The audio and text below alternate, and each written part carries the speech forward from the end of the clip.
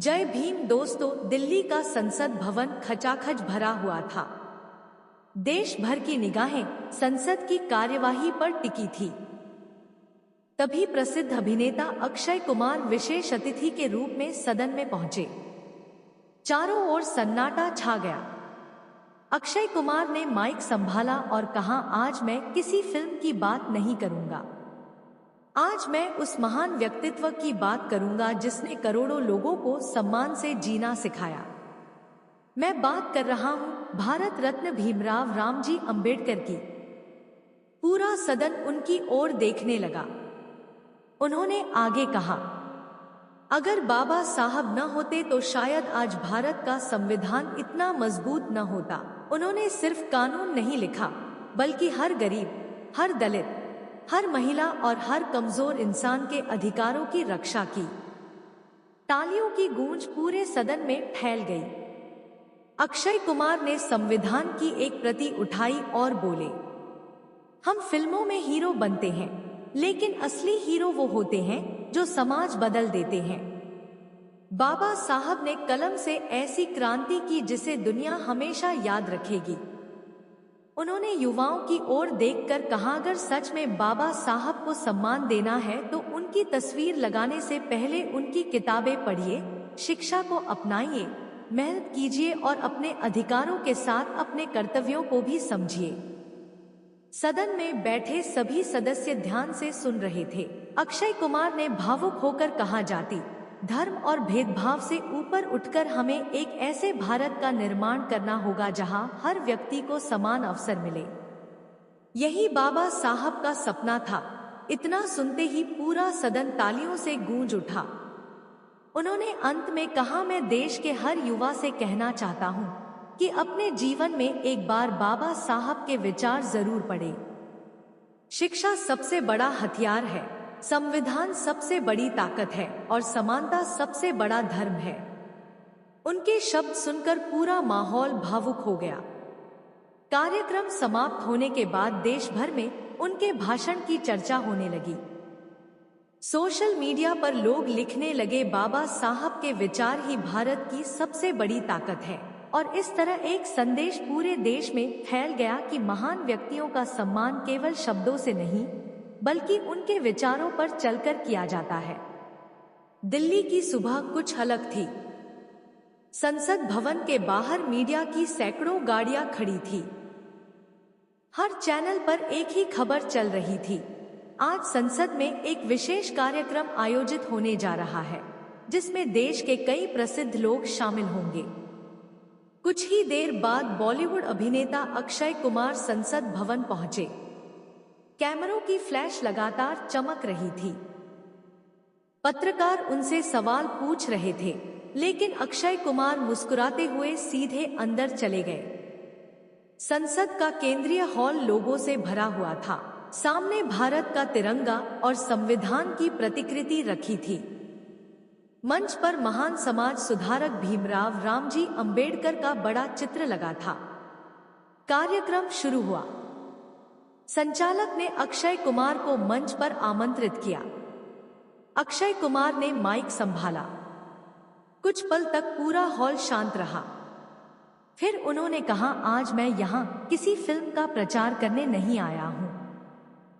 मैं उस महान व्यक्ति के बारे में बात करने आया हूँ जिसने करोड़ों भारतीयों को समान अधिकार और सम्मान का रास्ता दिखाया। पूरा हॉल तालियों से गूंज उठा। उन्होंने आगे कहा, हम सभी सफलता की बातें करते हैं, लेकिन सफलता का सबसे बड़ा रास्ता शिक्षा है। यही संदेश बाबा साहब ने अपने पूरे जीवन में दिया। कठिन परिस्थितियों में जन्म लेने के बावजूद उन्होंने पढ़ाई नहीं छोड़ी, अपमान सहा, संघर्ष किया, लेकिन अपने लक्ष्य से कभी पीछे नहीं हटे। उन्होंने युवाओं से कहा, आज मोबाइल और इंटरनेट के इस दौर में हमारे पास सीखने के हजारों साधन हैं। अगर बाबा साहब उस समय इतनी कठिन परिस्थितियों में पढ़ सकते थे, तो आज का युवा क्यों नहीं? लोग ध्यान से सुन रहे थे। उन्होंने संविधान की प्रति उठाई और कहा, यह सिर्फ एक किताब नहीं है, यह भारत के करोड़ों लोगों के अधिकारों की सुरक्षा का दस्तावेज है। तालियां फिर गूंज उठी। अक्षय कुमार ने कहा, आज भी अगर किसी गरीब बच्चे को पढ़ने का अवसर मिलता है, किसी महिला को समान अधिकार मिलता है, किसी नागरिक को न्याय मिलता है, तो उसके पीछे संविधान की ताकत है। उन्होंने आगे कहा, हमें बाबा साहब को केवल उनकी तस्वीरों से नहीं, बल्कि उनके विचारों से याद रखना चाहिए। अगर हम शिक्षा, समानता और भाईचारे को अपनाएंगे, तभी उनका सपना पूरा होगा। संसद में बैठे लोग लगातार तालियां बजा रहे थे। उन्होंने अपने जीवन का एक काल्पनिक अनुभव सुनाया। एक बार एक छोटे गांव में मेरी मुलाकात एक ऐसे छात्र से हुई जिसके पास किताब खरीदने के पैसे नहीं थे, लेकिन उसके पास बाबा साहब की एक पुरानी तस्वीर थी। उसने मुझसे कहा, सर, मैं बड़ा होकर अफसर बनूंगा, क्योंकि बाबा साहब ने हमें सिखाया है कि शिक्षा सबसे बड़ा हथियार है। उस बच्चे की बात आज भी मेरे दिल में बसी हुई है। पूरा हॉल भावुक हो गया। अक्षय कुमार ने कहा, हमारे देश की असली ताकत महंगी इमारतें नहीं, बल्कि पढ़ा लिखा और जागरूक समाज है। उन्होंने आगे जोड़ा, अगर हर युवा प्रतिदिन 1 घंटा पढ़ाई और समाज की भलाई के लिए देगा, तो भारत दुनिया का सबसे शक्तिशाली लोकतंत्र बन सकता है। इसके बाद उन्होंने संविधान की प्रस्तावना पढ़ी और सभी से कहा कि वे उसके मूल्यों का सम्मान करें। पूरा हॉल खड़ा हो गया। राष्ट्रीय ध्वज की ओर देखते हुए उन्होंने कहा, हम अलग अलग भाषाएं बोल सकते हैं, अलग अलग धर्मों को मान सकते हैं, लेकिन संविधान हमें एक भारतीय बनाता है।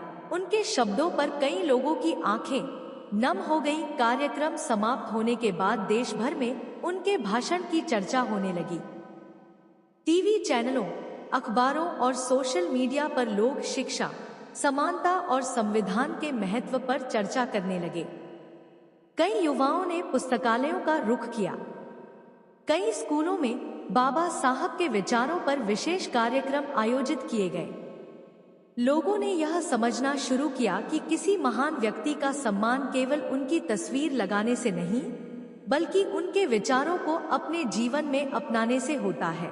कहानी के अंत में अक्षय कुमार ने कहा, अगर हम सच में बाबा साहब का सम्मान करना चाहते हैं, तो हर बच्चे को शिक्षा, हर नागरिक को सम्मान और हर इंसान को समान अवसर देने का संकल्प लें। यही उनके प्रति सच्ची श्रद्धांजलि होगी। अक्षय कुमार ने अपनी बात समाप्त करने से पहले सन्नाटा के लिए उन्होंने कहा, आज मैं देश के हर युवा से एक वादा चाहता हूँ। अगर आप सच में बाबा साहब का सम्मान करते हैं, तो हर साल कम से कम एक किताब पढ़िए, किसी जरूरतमंद बच्चे की पढ़ाई में मदद कीजिए और कभी भी किसी के साथ भेदभाव मत कीजिए। यही बाबा साहब के विचारों का सच्चा सम्मान होगा। इतना सुनते ही पूरा सदन तालियों से गूंज उठा। कई सांसद अपनी सीटों से खड़े हो गए। वातावरण भावुक हो गया। अक्षय कुमार ने संविधान की प्रति को दोनों हाथों से उठाकर कहा, यह सिर्फ एक किताब नहीं, बल्कि करोड़ों भारतीयों की उम्मीद, अधिकार और सम्मान का प्रतीक है। इसे पढ़िए, समझिए और इसके अनुसार जीवन जीने का प्रयास कीजिए। कार्यक्रम समाप्त हुआ, लेकिन उनके शब्द लोगों के दिलों में बस गए। अगले ही दिन देश भर के स्कूलों, कॉलेजों और पुस्तकालयों में बाबा साहब के विचारों पर चर्चाएं होने लगी। हजारों युवाओं ने शिक्षा और संविधान के बारे में पढ़ने का संकल्प लिया। कहानी के अंत में अक्षय कुमार ने मुस्कुराते हुए कहा, महान व्यक्ति कभी नहीं मरते, उनके विचार हमेशा जीवित रहते हैं। आइए हम सब मिलकर बाबा साहब के समानता, शिक्षा और न्याय के सपने को आगे बढ़ाएं। जय भीम, जय संविधान।